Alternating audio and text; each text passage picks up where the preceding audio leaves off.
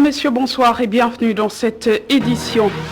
Au sommaire de l'actualité ce soir, Grand Magal de Touba, les assurances et engagements des autorités étatiques pour le bon déroulement de l'événement, un bon approvisionnement en eau, la sécurité et la disponibilité des produits de consommation seront effectifs. Une réunion nationale de préparation s'est tenue ce mardi au ministère de l'Intérieur. Mesures prises pour stopper la flambée des prix des denrées alimentaires. Des Sénégalais s'en réjouissent et espèrent des solutions plus concrètes face à la cherté de la vie de manière générale. Reportage à suivre. Covid-19 s'est mise en garde du spécialiste en industrie pharmaceutique Eliman Amadoussi sur la rapidité de mutation du nouveau variant C12. Celui-ci, pour s'en sortir, allait se faire vacciner. À suivre ses explications dans cette édition. Et la rubrique découverte nous mènera ce soir à Sadio, c'est dans le département de Mbaké avec le maraîchage comme principale activité. Cette localité près de Touba souffre de son enclavement. À suivre le reportage de Goranaklo en fin d'édition.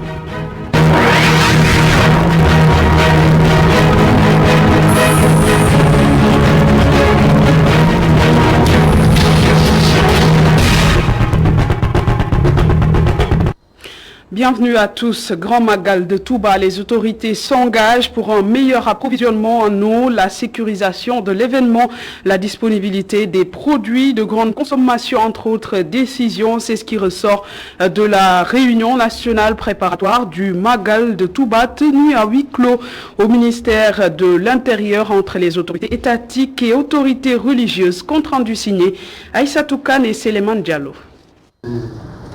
Pour s'assurer du bon déroulement de l'édition 2021 du Magal, le ministre de l'Intérieur a évalué le niveau d'exécution des travaux des services de l'État pour une meilleure organisation de l'événement.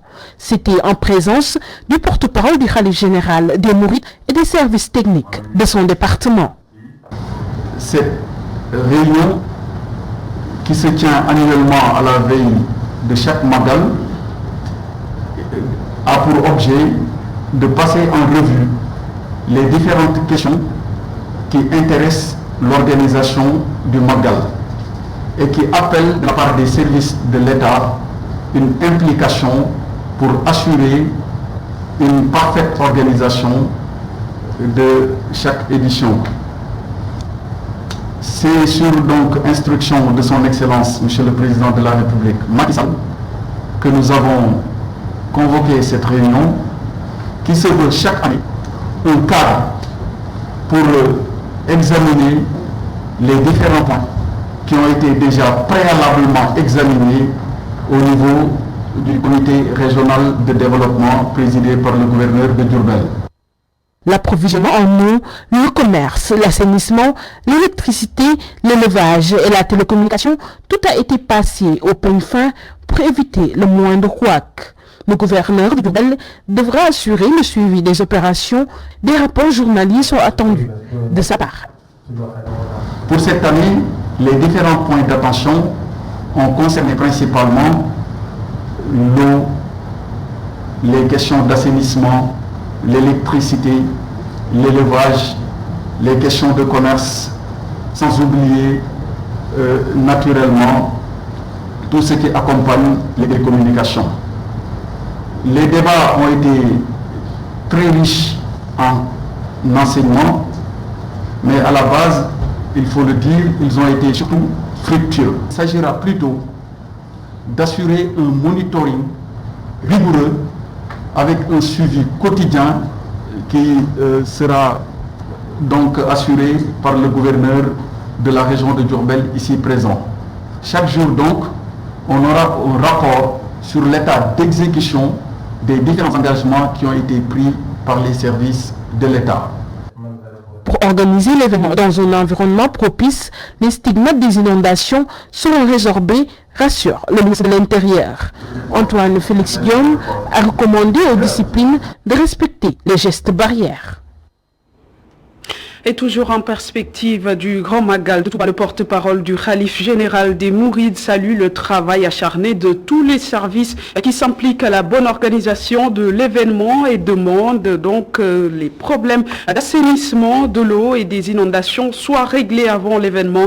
Serine Bass Abdou Khadr sensibilise également les fidèles au respect strict des mesures barrières lors de cet événement religieux. Ces propos sont recueillis par Aïssa Toukan.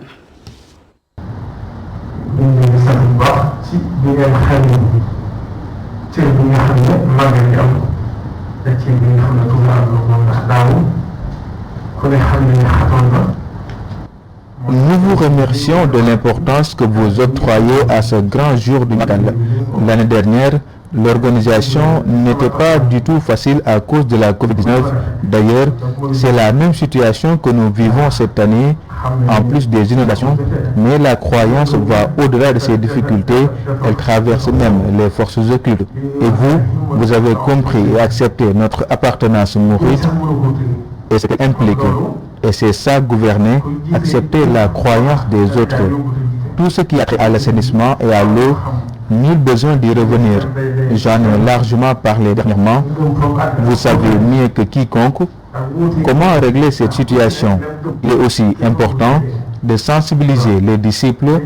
Les 4 commissions vont s'organiser afin de faire respecter les mesures barrières.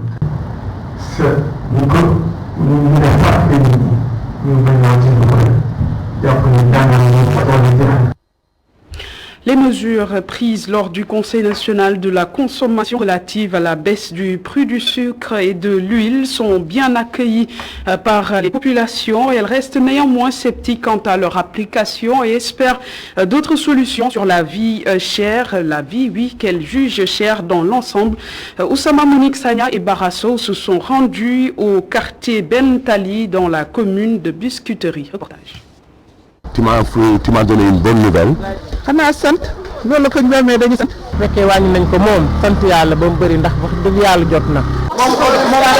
C'est le même son de cloche. Les mesures du Conseil national de la consommation sont bien appréciées des Sénégalais, tenaillés entre la vie chère et la faiblesse de revenus. Les consommateurs ne peuvent que se réjouir de ce genre de décisions qu'ils jugent salutaires mais insuffisantes. Tout est cher, cette baisse doit être élargie à toutes les denrées de première nécessité. Ce que j'ai entre les mains m'a coûté 1000 francs et ce n'est qu'une miche de pain et demi. Il faut revoir aussi bien le prix de l'électricité, d'eau et autres pour nous soulager car nous sommes sans soutien.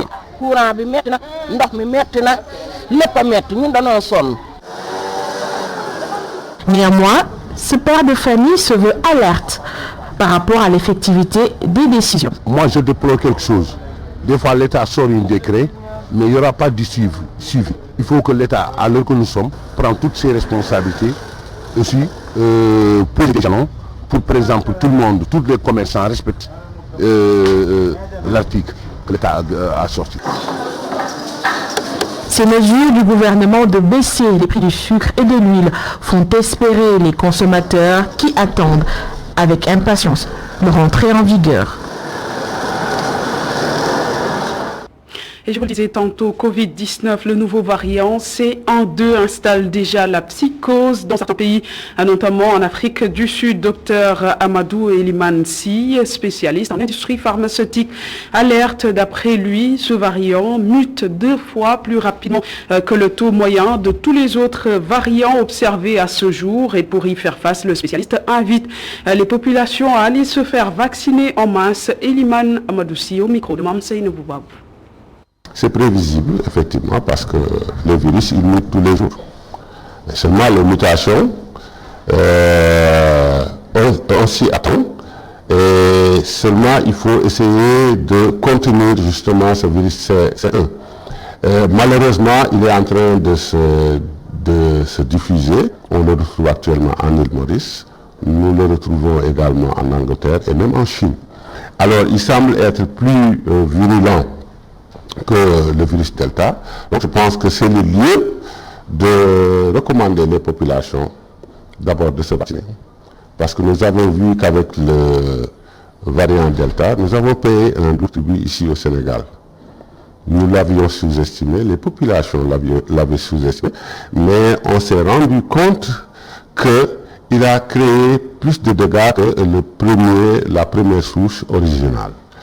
Et c'est la raison pour laquelle je pense que nous sommes suffisamment informés pour prendre les devants. Les devants, c'est quoi? C'est, je crois, respecter les mesures barrières d'abord.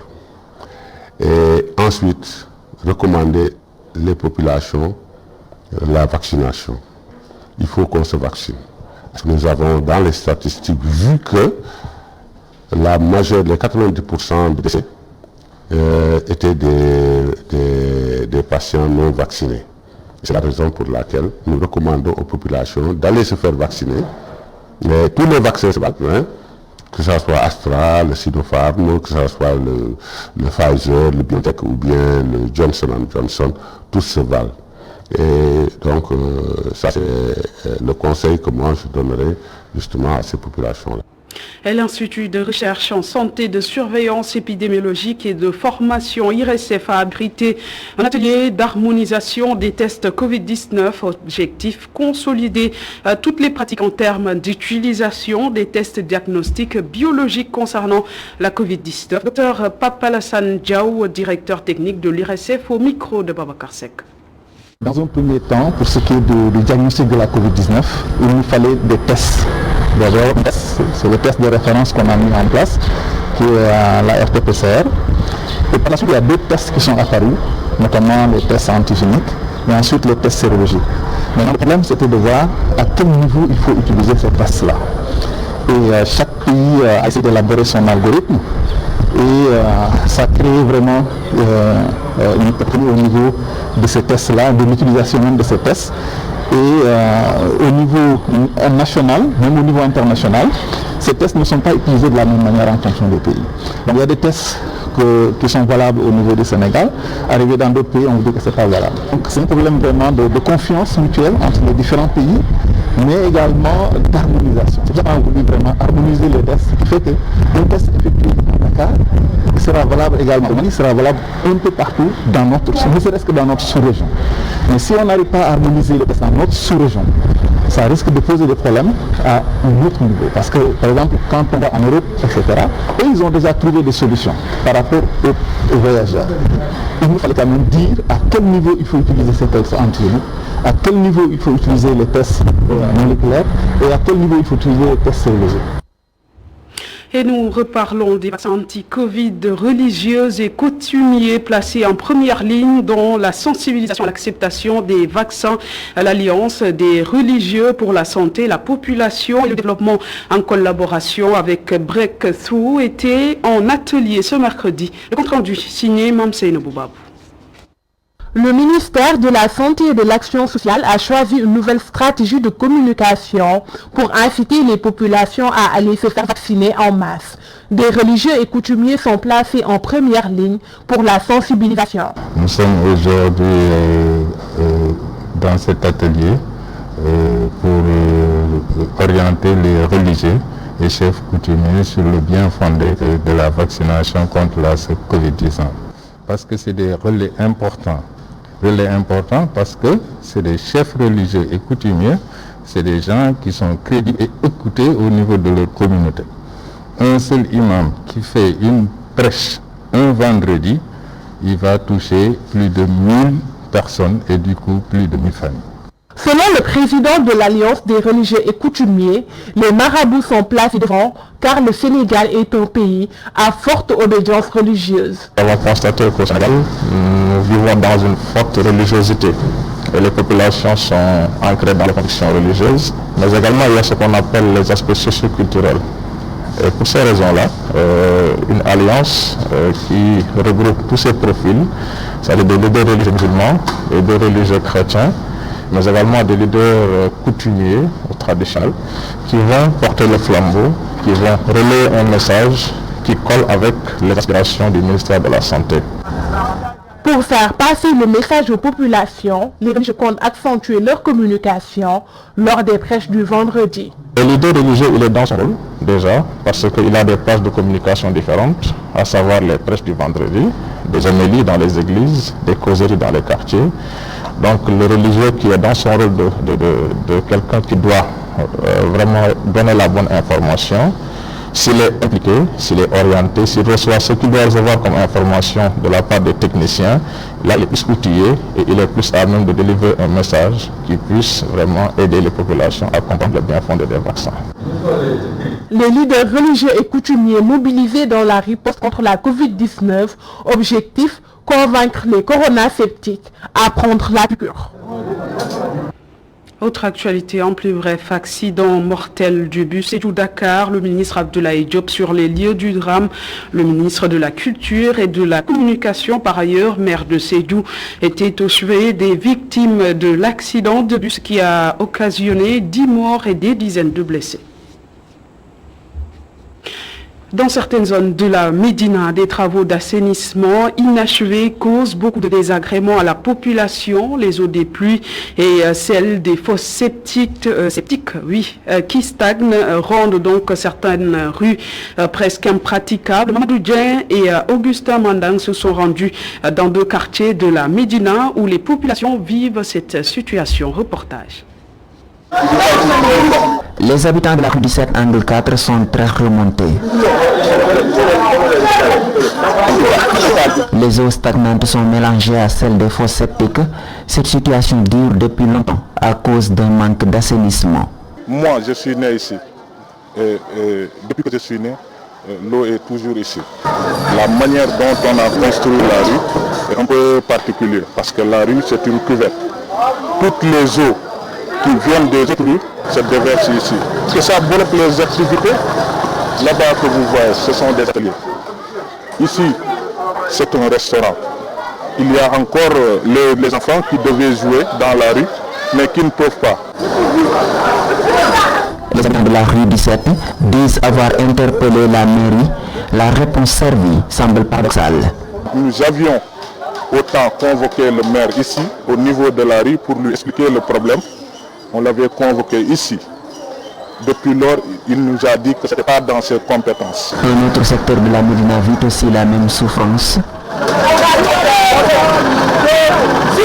Nous sommes à la rue 33, angle 6, un garage de taxi clando. La chaussée est en train d'être refaite pour une canalisation sur les chauffeurs. Conséquence, les eaux de pluie ne ruissellent plus. Ils ont creusé partout, les voies sont bleues. Les eaux de pluie se mélangent avec les eaux des fosses septiques.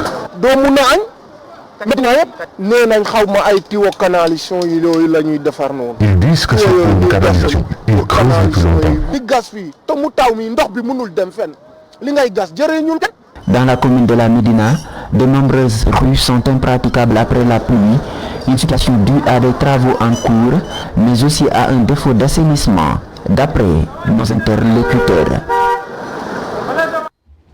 À noter que la rédaction a tenté de joindre le maire de la Médina, Bamba Fall, à plusieurs reprises, mais en vain. Autre actualité, la stratégie de développement du numérique dont la formation professionnelle renforcée par la plateforme eJang donne des résultats satisfaisants, raison pour laquelle des laboratoires numériques d'innovation pédagogique seront installés au lycée Seydina Limamou Laye à Ourossogui et à Ziguinchor. La remise du matériel s'est faite en présence du ministre de l'Emploi, de la formation professionnelle, de l'apprentissage et de l'insertion, Dame Diop, que nous écoutons au micro de Babacar Seck. Le choix de ces établissements n'est pas forcément du bureau, parce que comme vous l'avez dit tout à l'heure, ça nous permet de l'expression de l'autorité territoriale. C'est ainsi que le lycée Seydina Limamou Laye de Guéréo, le centre de formation professionnelle de Ziguinchor et le centre de formation professionnelle de Ourossogui vont bénéficier de cet appui. Je voudrais aussi évoquer le caractère transversal de cet appui qui passe de l'appui en équipement hard au centre. Parce que vous avez rappelé, vous avez bien connu une réalité par rapport dans ces établissements-là pour la création de ressources pédagogiques. Mais vous avez aussi doté en équipement, en logiciel, en tablette, en équipement, en ordinateur fixe ces établissements Mais enfin, vous avez aussi contribué à la formation de 5 enseignants dans cet établissement, ce qui n'est pas rien et ce qui va fondamentalement impacter, comme j'ai dit tout à l'heure, qualitativement les enseignants dans ces centres de formation. Mission de sécurisation, le 5e contingent sénégalais de la mission de la CEDEAO en Gambie a reçu le drapeau national des mains du chef d'état-major de l'armée de terre, un contingent composé de 625 militaires dont 12 femmes. La cérémonie s'est déroulée à Toubacouta. Le compte rendu signé à Damassar. Le 5e contingent sénégalais de la mission de la CEDEAO en Gambie compte 625 militaires dont 12 femmes. La MISEGA participe à la stabilité d'un pays frère et voisin. Il n'est pas inutile de rappeler que la Gambie est un pays frère, est un pays ami du Sénégal. C'est un pays qui est lié à des traditions avec le Sénégal. Donc c'est une profondeur stratégique du Sénégal. Donc naturellement, la sécurité du Sénégal est intimement liée à la stabilité de ce territoire ami. Ce contingent-là donc s'engage dans un contexte politique que vous devez connaître, donc qui est maillé par l'organisation de l'élection présidentielle qui doit se dérouler le 4 décembre 2021. Au-delà de cette élection présidentielle, il y a aussi les élections législatives qui se dérouleront au mois d'avril 2021. Le chef d'état-major de l'armée de terre se dit confiant. Ce 5e détachement sénégalais de la mission de la CEDEAO en Gambie s'est bien entraîné. Cependant, je n'ai pas de doute que vous poursuivrez dans la voie de l'excellence, car votre chef et votre encadrement minutieusement sélectionnés ont fait leur preuve en termes de sérieux, de compétences et d'engagement dans le cadre de Toubacouta qui a été choisi parce que un avantage de vous plonger dans l'environnement de votre futur théâtre. L'ensemble du contingent est vacciné contre le coronavirus compte tenu du contexte de pandémie. Vous ferez face à un autre type d'ennemi tout aussi virulent, aussi capable d'attrition. Je vais nommer la COVID-19. Avec la vaccination qui a été totale pour votre contingent, continuez à respecter au quotidien le port du masque et les mesures barrières. Avant de rompre mes rangs de la cérémonie, un défilé militaire a égayé l'ambiance. Les actualités sportives à présent du football. D'abord, qualification Coupe du Monde Qatar 2022. Les Lions ont battu cet après-midi les éperviers du Togo sur le score de 2-0. Tout s'est joué en deuxième mi-temps. Les deux équipes s'étant quittées 12 à 2 à la fin des 45 premières minutes. Bien lancé par Sadio Mané qui a ouvert le score à la 56e minute. Les Lions ont corsé l'addition à 9 minutes de la fin du temps réglementaire sur un but d'Abdou Diallo. Je rappelle que le duel retour face au Togo se jouera le 7 septembre prochain à Brazzaville. Et puis, Afro-Basket masculin, les Lions décrochent leur ticket pour la demi-finale. C'est au terme d'une rencontre tendue que les Lions du Sénégal ont pu écarter l'équipe la plus titrée de l'histoire de l'Afro-Basket, l'Angola. À presque 6 minutes de la fin, les Palancas Negras, ont rejoint les Lions au tableau d'affichage, donc avant qu'ils ne rugissent pour garder la main. Score final 79 à 74 en faveur du Sénégal, bien sûr. Le 12e Gaindé et les ressortissants sénégalais à Kigali viennent donc de vivre l'une de leurs meilleures soirées de l'année après la qualification des Lions en demi-finale de l'Afro-Basket. Même quand l'espoir semblait mince, ils ont poussé l'équipe à la victoire. Réaction des supporters recueillis par notre envoyé spécial à Kigali, Saïkou Seyti.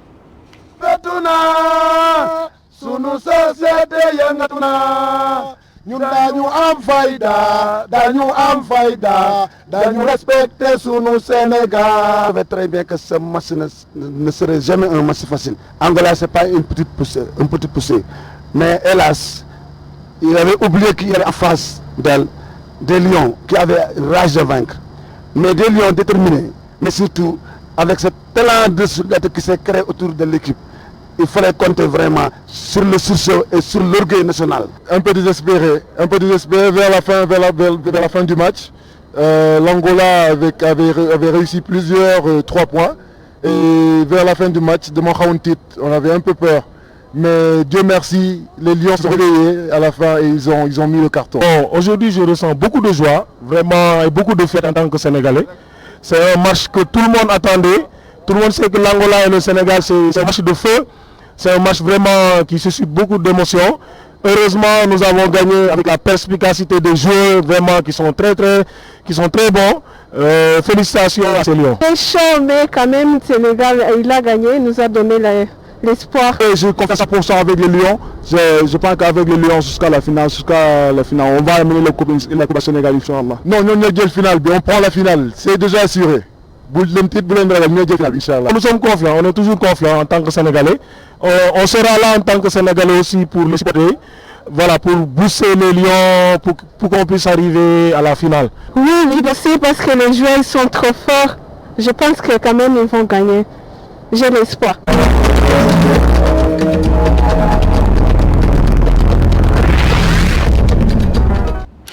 À la découverte de Sadio, une commune qui regroupe 25 villages aujourd'hui considérés comme le poumon économique du département de Mbacké, avec le maraîchage comme activité principale. Selon le maire de cette commune, non loin de Touba, des milliers de tonnes de pommes de terre, de tomates plutôt, sont cultivées dans cette partie du Baol. Il invite les autorités étatiques à accompagner Sadio pour son enclavement, pour son désenclavement. À Sadio, le reportage de Goranaklo.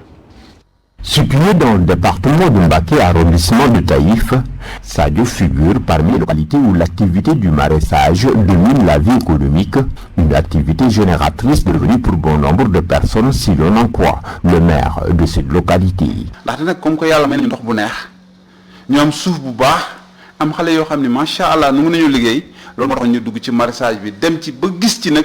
Nous avons des terres à cultiver, mais également de l'eau potable, raison pour laquelle nous avons entrepris l'activité du maraîchage. Et depuis le mois de mai, nous avons démarré nos activités de contre-saison. Et les tomates qu'on utilise en période d'hivernage provient de Sadio.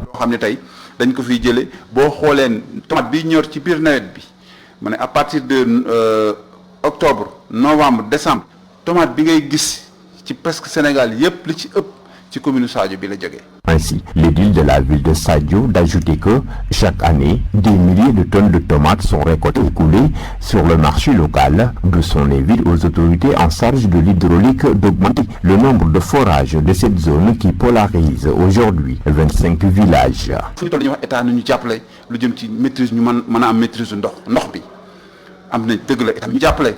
Les jeunes de cette localité ne pensent plus à l'immigration. Ils veulent juste travailler ici, mais ils n'ont pas les moyens. Donc il faut que l'État redouble d'efforts pour les accompagner. Il faut que nous am lu ñu ci jàppale mooy ñun waxuñu ñu ñuy jox ay xaalis non ñu jàppale ci matériel bi mooy fexe ba xale yi am ndox boobu. Autre problème rencontré par la population de Sadio reste l'impraticabilité des routes qui deviennent une doléance répétitive. Comme bi nga xam ne moo ne ci biir Sadio te Sadio enclavé nga xam ne tey amul benn yoon boo xam ne tey mën nañ la wax ni bu baax la. Sadio a une potentialité particulière, mais nous ne pouvons pas y bénéficier car Sadio est enclavé. Toutes les routes qui mènent jusqu'ici sont quasi inexistantes et nous avons longtemps déploré l'état des routes, surtout l'axe Sadio-Taïf qui ne fait que 12 km.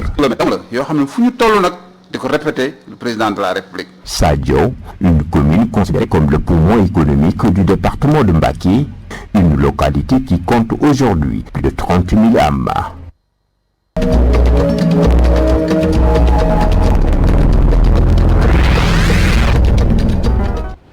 Voilà, mesdames, messieurs, qui met en terme à cette édition. Merci de l'avoir suivi. Excellente suite des programmes sur ITV.